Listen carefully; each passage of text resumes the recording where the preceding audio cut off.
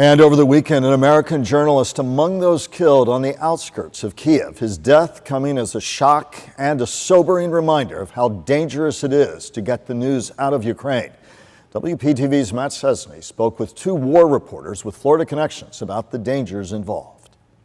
In a war zone like Ukraine, the risks are deadly for anyone. I have lost friends, journalist friends in war zones. Moni Basu at the University of Florida reported on the war in Iraq.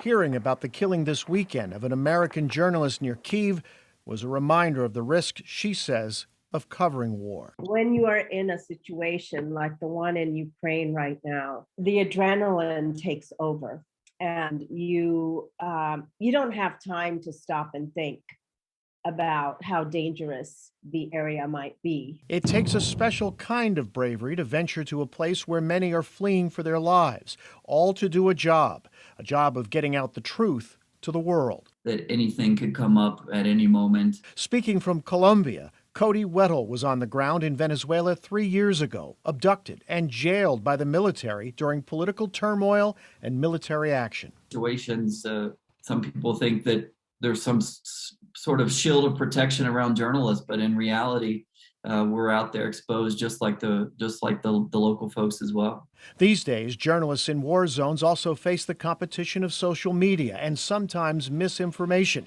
which can lead to more risk and danger to bring the truth to our homes. The American people need to understand what a great risk the world press is taking right now in getting the news out of Ukraine. We wouldn't see the faces of the Ukrainians who are the exodus that is taking place right now. We wouldn't know the hardships that people are facing. We wouldn't know any of it if it weren't for the journalists on the ground. Matt Cesney, WPTV, News Channel 5.